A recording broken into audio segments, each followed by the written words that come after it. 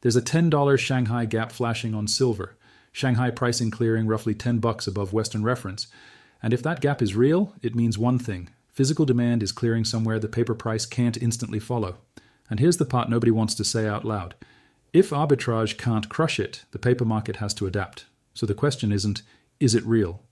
The question is, what breaks first, the gap or the price?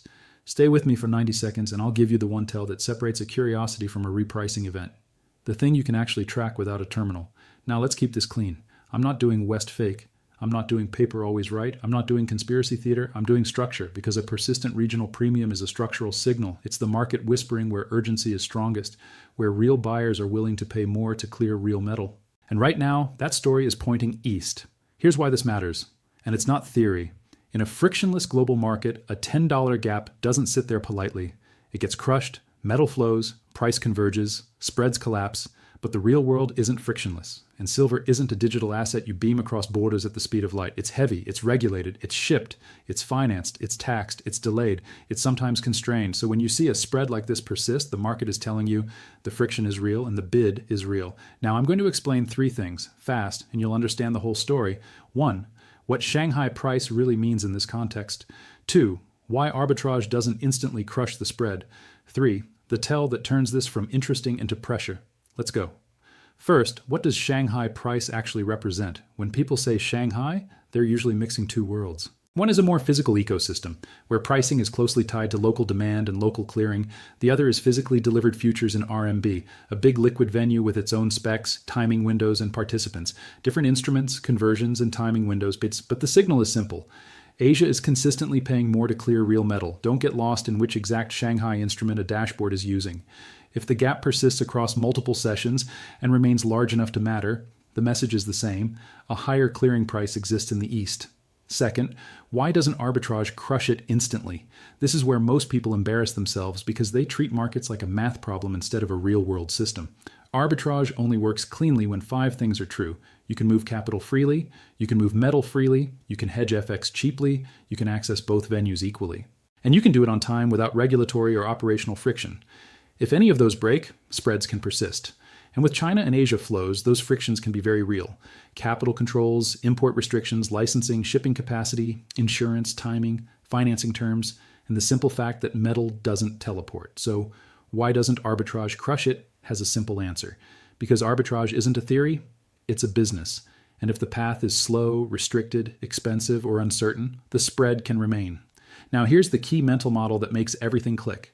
Silver trades in 2 realities. Paper reality is fast, liquid, cheap to trade, enormous notional volume. Physical reality is slow, constrained, costly to move, limited by inventory and logistics. When those 2 realities diverge, you don't immediately scream fraud, you assume stress.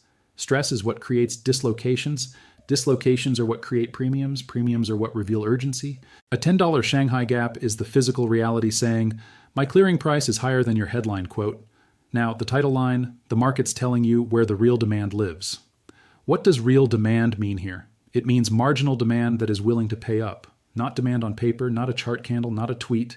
Demand that clears at a premium. The market doesn't pay a premium for fun. Premium is the price of immediacy and certainty. It's the price of I need the metal, not the story. So if Asia is paying up, Asia is revealing urgency. And urgency is what eventually forces repricing when it persists long enough. Now I'm going to give you the one line that makes this clip-worthy and true. Paper can fall in a day, but physical premiums don't lie for weeks. That's the whole game. Paper can print a red candle in an hour. Physical tightness shows up as stubborn premiums and stubborn spreads that refuse to mean revert. Now the tell. The thing you can actually track. The tell isn't premium exists. Premiums can exist for 100 reasons. The tell is persistence. Specifically, does the premium stay wide even during Western sell-offs?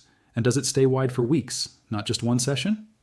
Because in a normal market, sell-offs relieve stress. Premiums compress. Sellers show up, spread collapses. In a stressed market, paper sells off and the premium doesn't compress because physical buyers treat the dip as a gift and supply doesn't suddenly appear. That's the tell. Let me say it again so it sticks. If the premium refuses to compress on the next Western flush, that's your answer. Now you've earned the comment question. Now it's not engagement bait, it's a decision. One word in the comments. Asia, if you think this gap is real demand showing its hand. Arbitrage if you think the gap closes and it's mostly noise. Asia or arbitrage. Now here's how you check it yourself. No narratives, no guru worship. Pick one method and track it daily for a week. Method 1.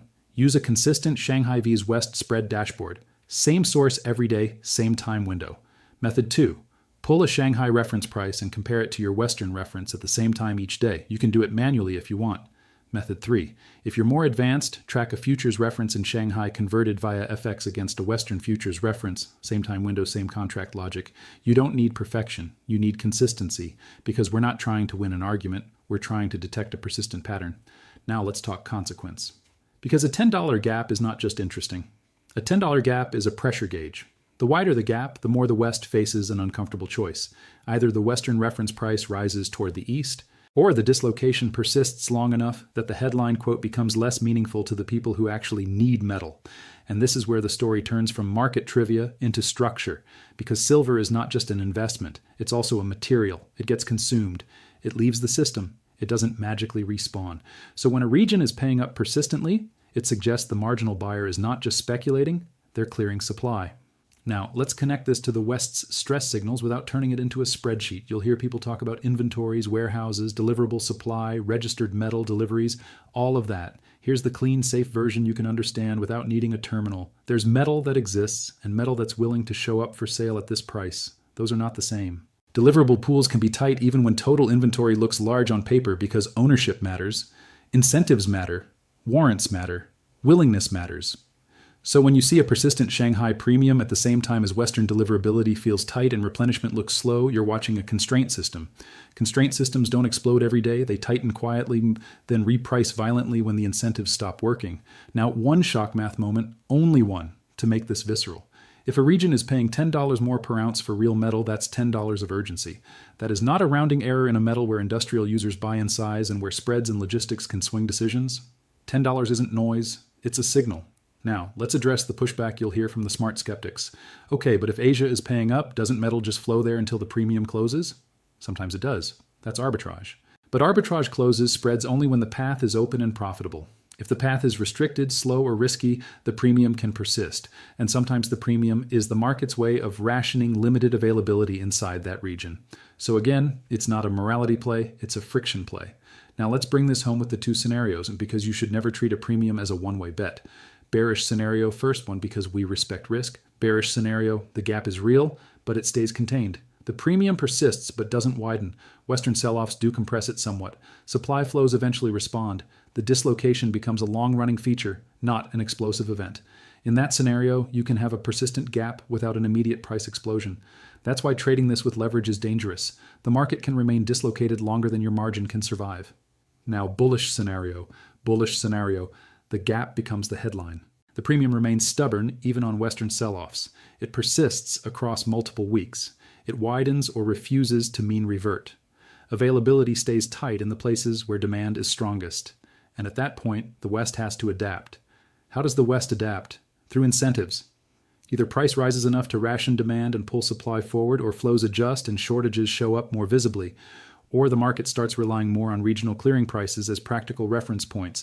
I'm not saying one venue dies. I'm saying price signals become more informative where the bid is strongest. Now here's the most important psychological point in the whole story. Gold can rally for months and still feel normal. Silver dislocations do not feel normal. They feel uncomfortable. They feel like a system being forced to reconcile. That's why this is persuasive to the human brain. It's a visible anomaly. And anomalies either normalize or they reveal new structure. Now I want to give you a simple watch list, 3 items, so you don't drown in noise. 1. Does the Shanghai premium compress on the next Western sell-off or stay stubborn? 2. Does the premium persist across multiple weeks, not just days? 3. Do your local physical stress gauges, premiums, and lead times for the products you actually buy stay elevated relative to their own history? That's it. If you see compression quickly, the system is normalizing. If you see stubbornness across weeks, pressure is building. Now a quick practical exercise, because this is what turns watchers into readers. Take 10 minutes and build your own spread diary. Every day for 1 week record Shanghai reference from the same source every day, same time. Western reference from the same source every day, same time. FX rate used if needed, calculated gap. You'll learn more in 1 week doing that than you'll learn in 3 months watching arguments on social media. And if the gap is real, you'll see it persist. Now I'm going to address one final trap. A lot of people see a big premium and they jump straight to tomorrow is the squeeze. That's how you blow up. A premium is not a date, it's a condition. Condition means watch for persistence. Persistence is what forces repricing. Now, final frame, and this is the close that stamps the whole video. A $10 Shanghai gap is the market telling you where marginal demand is clearing. The world isn't frictionless. That's why the gap can persist. And the tell isn't the existence of the premium. The tell is whether the premium refuses to compress on Western sell-offs for weeks. Because paper can fall in a day, but physical premiums don't lie for weeks. So I'll ask you one last time. Asia or arbitrage? Pick one. And then watch what the premium refuses to do next. If the premium refuses to compress on the next Western flush, that's your answer. Logic over hype, always.